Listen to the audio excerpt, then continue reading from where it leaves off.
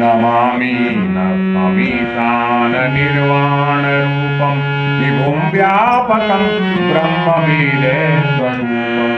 अजं निर्गुणं निर्विकल्पं निरीहं चिदाकारमाकाशवासं भजेऽहं निराकारमूकारमूलं तुरीयं निराज्ञानकोटितमीशं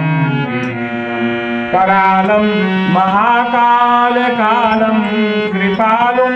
गुणागार संसार पारं नतोऽहं तुषाराद्रिसङ्काशगौरं गम्भीरं मनोभूतकोटि प्रभाश्री शरीरं स्फुरमौलिकल्लोलिनी चारुगङ्गा लसद्बालबालेन्दुकण्ठे भुजङ्गा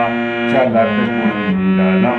शुभ्रनेत्रं विशालं प्रसन्नाननं नीलकण्ठं दयालं मृगाधीशचर्वां परं मुण्डमालं प्रियं शङ्करं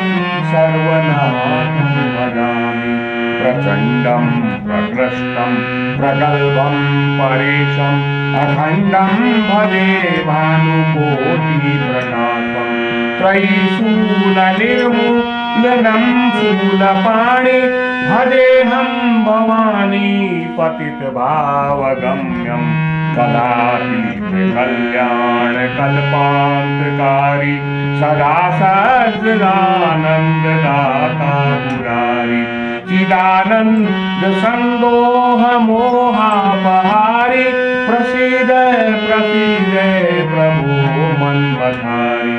न यावत् उमानाथ पादारविन्दं भजन्ति लोके परे वा नराणां न तावत् सुखं शान्ति सन्तापनाशं प्रसीद प्रभो सर्वभूतादिवासं न जानामि योगं जपं नैव पूजां नतोऽहं सदा सर्वदा